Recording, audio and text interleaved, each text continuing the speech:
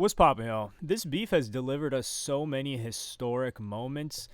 Man, it's just unbelievable. Because you don't really know you're living through history most of the time. You just look back and you're like, damn, that was a fond moment. I wish I appreciated that more.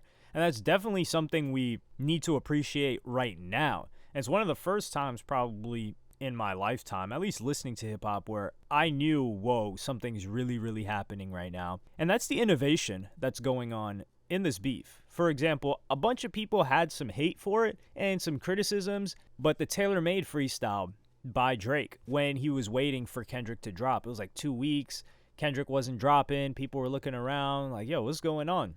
I don't think Drake waited 2 weeks to drop it, but in the midst of those 2 weeks, Drake drops this track and he's using an AI Snoop and an AI Tupac voice, and he's rapping on it, and he wrote the bars, and he's kind of talking to Kendrick Lamar. And this is on the back of, number one, Drake and The Weeknd were the first to have an AI song using their voices blow up like crazy. It was by Ghostwriter. I think this was last year. It was 2023. That went insane. That got taken down. This brought a lot of controversy. A bunch of new AI songs came out. None of them really took it up to the same level. But then when Push-Ups was first going to release, it quote-unquote leaked. There were a lot of talks about this, including from me saying, oh, we think Drake actually leaked it himself. Drake says he didn't leak it, but a lot of people thought, hey, maybe this is AI, maybe this isn't real. It ended up being real. Drake drops the real version. He premieres it on Academic Stream. In the same vein, we hear this Finding Whitney song that was supposed to be, well, not supposed to be. We don't know if it's AI or not. And it was supposed to be a Drake song. So I think we got confirmation that that song ended up being AI. And then there was another Kendrick track, I think, that fooled people, including me. I got fooled by that one. And then the guy comes out and says it's AI. So when Drake drops, it's like, oh, you're taking advantage of this whole AI thing. You're making it obvious. Not obvious. You're letting everyone know that you're using AI. And you're using Pac and Snoop Dogg, two West Coast legends, to diss Kendrick Lamar. It's brilliant. It was cool. I liked the song. It was fun. I believe it was a historic moment. It was innovation. He was using the technology to diss people, or to diss Kendrick, in a way that would get a lot of people talking. It was funny, and it progressed the beef. Sure, a lot of people got upset about it, but I think it was all in good fun. Overall, I think they're doing too much, trying to get angry about it. Drake wasn't disrespecting anybody other than Kendrick Lamar. Snoop Dogg clearly didn't have much of a problem with it. He was just like, yo, what the hell's going on here? I'm going to go back to sleep. So there was that. Now, there's the Metro Boomin aspect of this beef. There's a bunch of other stuff, but this video is mainly about Metro Boomin. Metro Boomin, he produces Like That. He gets Future and Kendrick on that. He pretty much has the equivalent of a, guitar solo or bass solo, except on a beat on that song, which is hard, hit song. And then Drake turns him into a meme. He's like, yo, Metro, shut up and make some drums. And I said how this is kind of dumb. It's kind of denigrating producers as a whole. It's not really just dissing Metro. It's almost like saying, hey, just go do the drums over there. That's less than what we're doing as rappers, which I don't believe to be the case. And a bunch of people started making fun of him. Drake started posting memes. What does Metro Boomin come back with? Metro Boomin comes back, and on May 5th, which is the same day that Drake dropped The Heart Part 6, which I would say didn't do too much.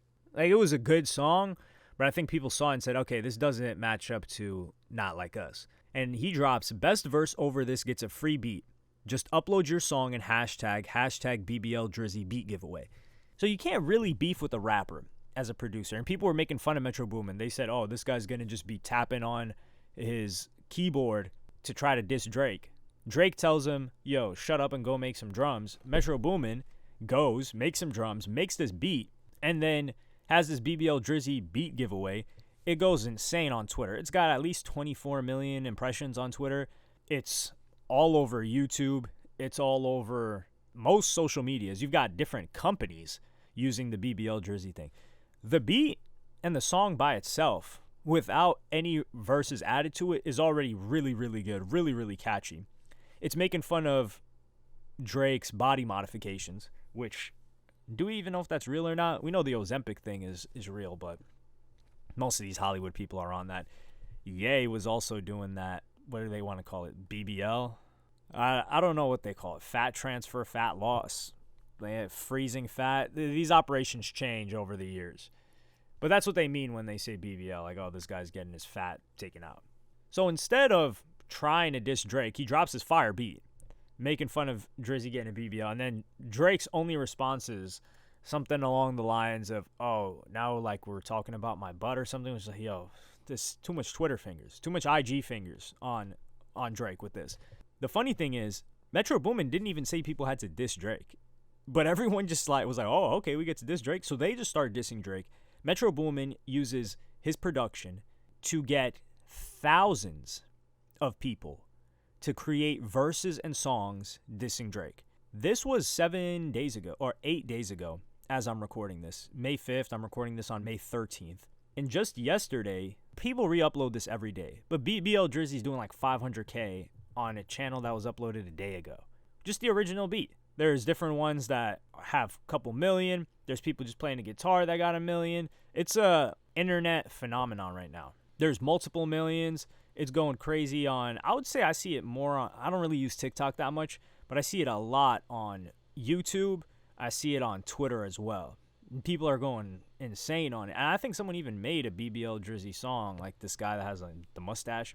When have we ever seen, number one, public beef with a producer and a rapper back and forth? Like they're going back and forth with each other.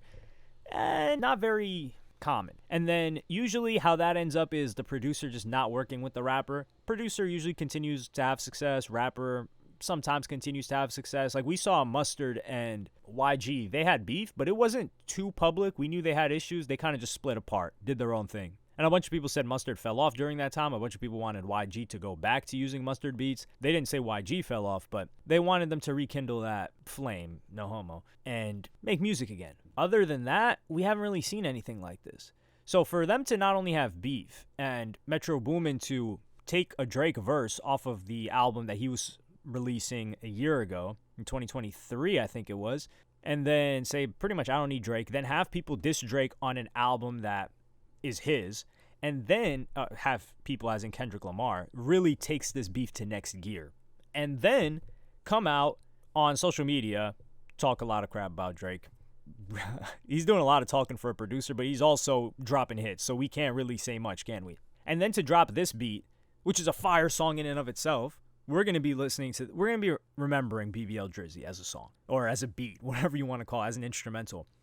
And I think the brilliance of this is that he's not claiming it. And this is something that Kendrick and Metro Boomin are doing, which is just letting people rock. And that's a topic for another video, or a video for another day. Someone said in the comments, he's like, yo, he says that's a topic for another day or a video for another day, and it's just never coming. So that had me dying. But hold me accountable for this one. I'll make a video about this. So everyone's just posting it everywhere. People are playing it on their streams, and Metro Boomin's not even really trying to get paid off of this song, at least for now. It's not even on Spotify. I think this would be viral trending on Spotify if it was officially released by Metro Boomin as just an instrumental. But he was just having fun with this thing, and it went crazy. So Drake is getting attacked from a bunch of different angles. I don't really think it's going to harm him too much, and he can take it. He seems to be a good sport about it. That's one thing we can say. The dude's not crashing out. He seems, at least he's portraying himself to be having fun with all of this. And you kind of got to give respect to the dude. You can tell he loves the game because he's going back and forth with these people. He's dissing damn near everybody that comes at him. He's on social media with it. He's not complaining. And he's not trying to play the victim, even though he knows nobody would take him as a victim anyway. A lot of other rappers, I feel like they'll be like, oh, I'm too good to diss these people. Or, nah, I'm a pop star. Remember when Drake used to say, diss me, you'll never hear a reply? Now he's replying to damn near everyone. Everyone's getting shots. I like it. The guy's really, I wouldn't say carrying hip-hop, but he's representing what we like as hip-hop and what we define hip-hop as. Now, if some people are going to say, well, you know, he's got the whole writers thing. Yeah, you got me there. I'm not disagreeing with you. I'm fully on board with you with that. But with this beef, at least, he's given us a ton of great music, or he's contributed to a ton of great music, whether it's back and forths. And I'm not going to say, oh, these people are making great music and it's going crazy because of Drake. That's the lamest thing I've ever seen. That's like saying, yo, Back to Back went crazy because Drake dissed Meek Mill, so we got to give Meek Mill credit for that. What? Get the hell out of here with that. Obviously, going back and forth with the biggest rapper is going to generate a lot of attention, but conflict in general generates attention. It's just proportional to how big the people that are participating in the conflict are. And we got the biggest producer of our generation, Metro Boomin. We've got the biggest lyricist of our generation, Kendrick Lamar, and critically acclaimed, I guess if you want to call it. And we've got the biggest rapper of our generation, rap artist, pop rap, all of the above, Drake. Of course, everyone's attention is going to be signal boosted to the max. But let me know what you guys think in the comments. Did you like this move from Metro Boomin? If you didn't, actually let me know why, because this BBL Drizzy just hits different. Let me know in the comments, like, subscribe, and hit the notification bell if you enjoyed. Follow me on Twitter and Instagram. Thank you for watching. Peace.